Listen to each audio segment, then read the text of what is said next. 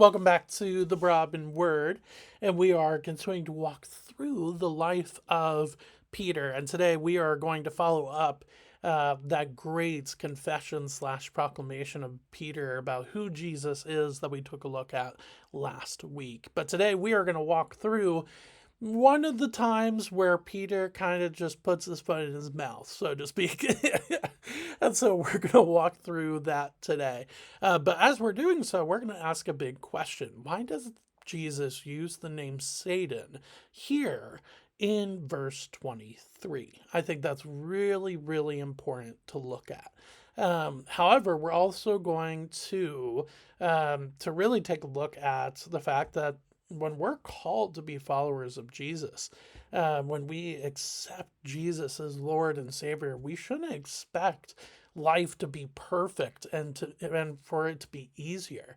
Instead, sometimes, if not a lot of the times, it becomes harder. There is suffering and pain and loss still involved in the even when you are a Christian, and so I think that's really important to remind ourselves of.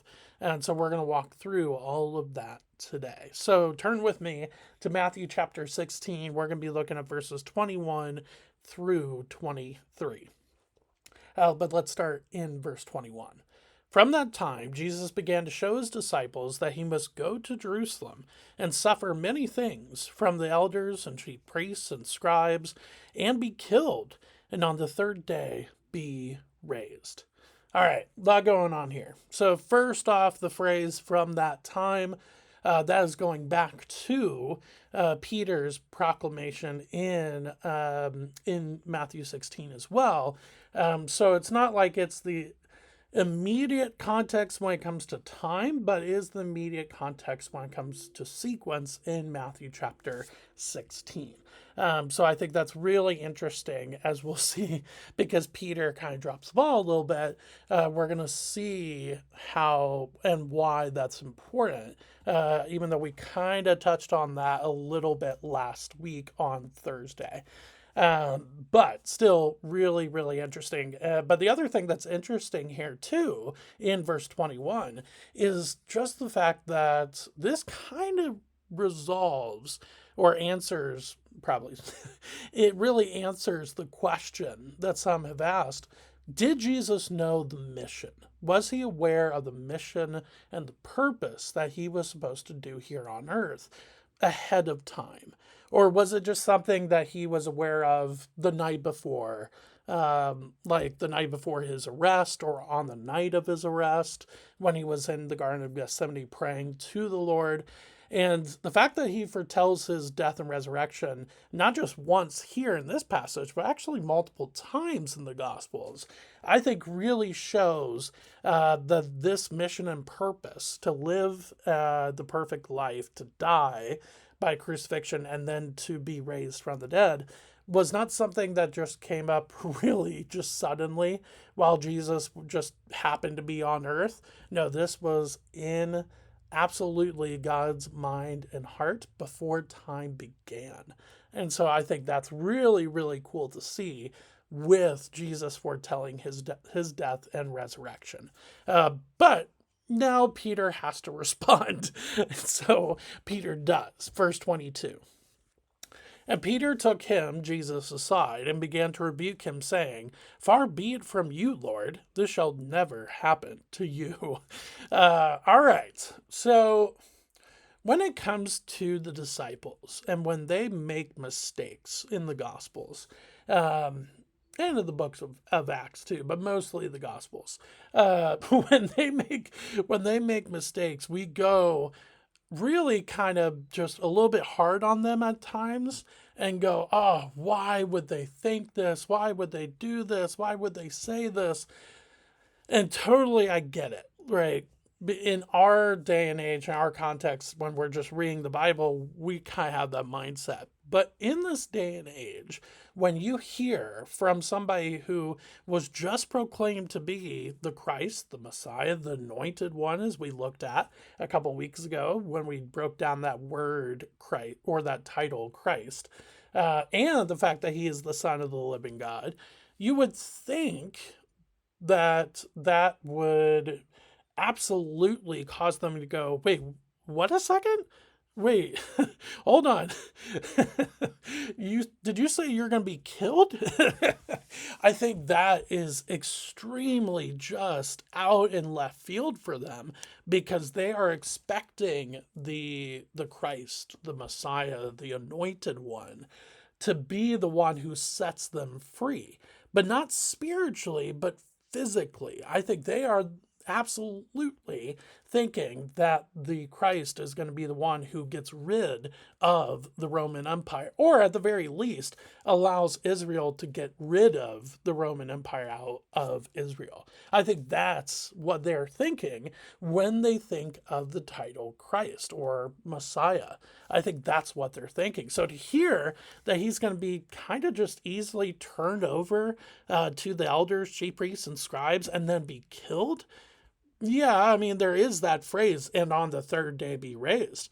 I wouldn't be surprised, though, and at the phrase, and be killed, their minds just kind of shut off with that phrase, and on the third day be raised, because they're all just like, well, wait a second, I thought you were supposed to be the one that delivered us, that freed us. And he is, by the way. He is the one that frees us and delivers us from sin and death. But in this context, in this moment, they're thinking more physically, more Roman Empire-esque.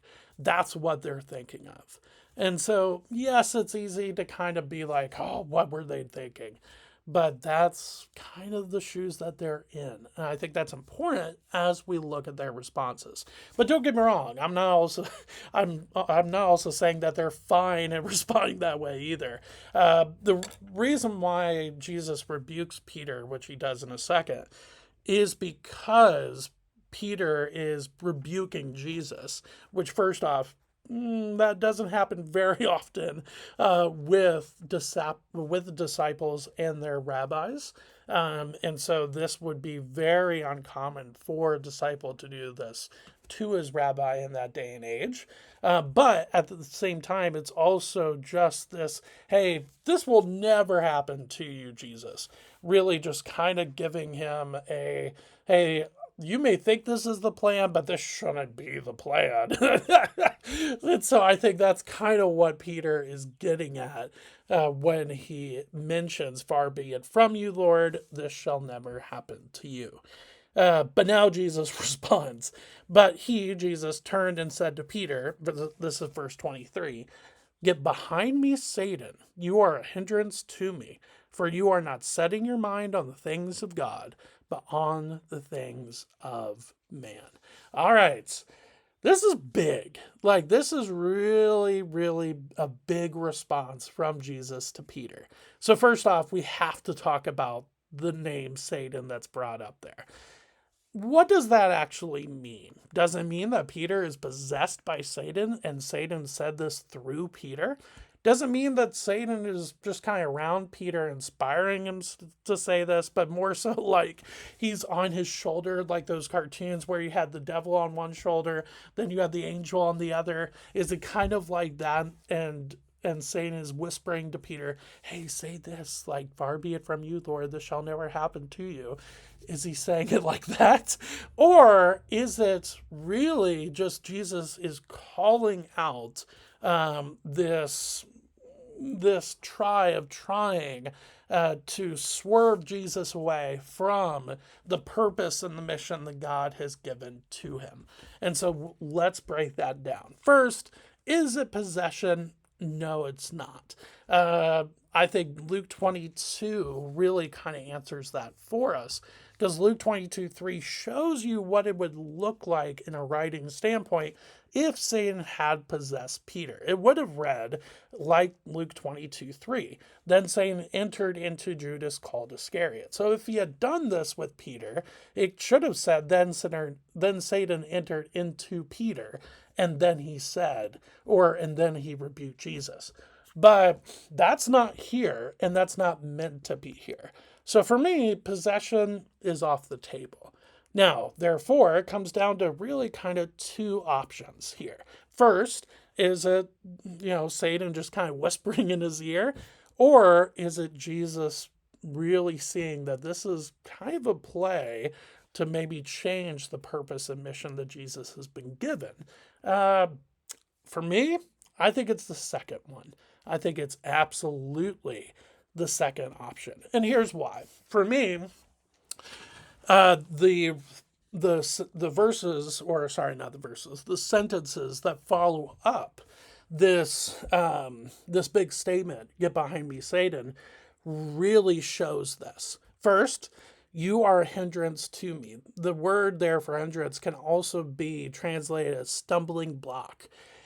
So for me, I think that word, especially if you see it as stumbling block, but even as hindrance, that word to me really kind of goes with that last option about Jesus really just trying to see, or not trying, like Jesus seeing that this is a way for him to just swerve from the mission and the purpose that he was sent to do. And so I think that really shows that there. The other part is, "For you are not setting your mind on the things of God, but on the things of man." That to me is also showing that it's not like Satan is on his shoulder whispering things to him, because I don't think he's talking to Satan at this point at the end of verse 23. I think he's talking to Peter, actually. "For you are not setting your mind on the things of God, but on the things of man." Well, remember, he had just credited Peter about just understanding that the proclamation, "You are the Christ, the Son of the living God," comes from your Father who is in heaven. And now, just very soon after that, he's now being told, "You are not setting your mind on the things of God, but on the things of man."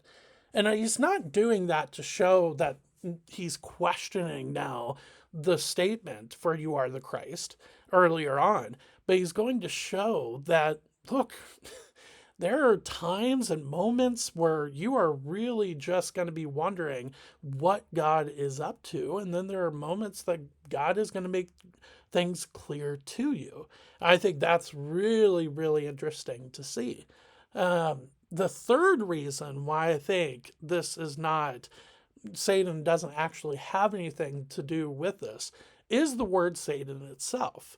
As we looked at on a Wednesday night when we were looking at some weird things in the New Testament, we actually looked at the name Satan, or the title Satan, because the word Satan is not just talking about the individual who is named Satan, or the being, the being who is named Satan, but it's actually sometimes just a title or just a description of one who is trying to deceive, or one who is an adversary, somebody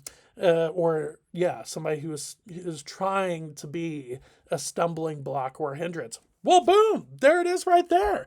You are a hindrance to me. So for me personally, I don't think he's actually talking to Satan, the being Satan, and he's definitely not talking to the being Satan who's possessing Peter. I don't see that there. Instead, he is just saying, "Look, get behind me, you who are trying to set me into a trap, or one who is trying to oppose the purpose and the mission that God has given to me.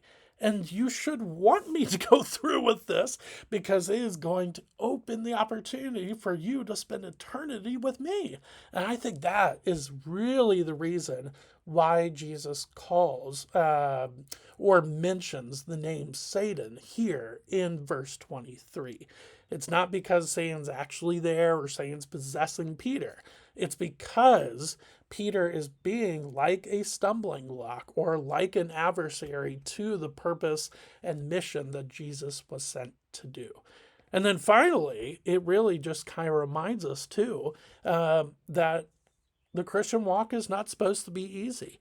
It is not supposed to be perfect. If Jesus himself is turned over to his own countrymen for no reason, is killed for no reason, we should expect to be persecuted. We should expect to be to have suffering as believers. Now, yes, it may not be the same as Jesus, but we should expect that, which then makes sense why Jesus then goes into talking about taking up your cross, which he does in verse 24. Then Jesus told his disciples, "If anybody would come after me, let him deny himself and take up his cross and follow me." That's why he mentions that. And I think that's incredibly important to see. So thank you for spending a little bit of time with me today as we looked at one of the one of the moments where Peter kind of speaks before he should have. But we also see a little bit about just the beautiful mission and purpose that Jesus was sent to do, how he knew that purpose and stuck to it, while also looking at the fact that we should probably expect some sort of suffering or persecution as followers of Jesus, because Jesus himself suffered and was persecuted as well. So I think that's important to see. So thank you for spending a little bit of time with me today. I will see you on Thursday as we continue to walk through the life of Peter. Thanks.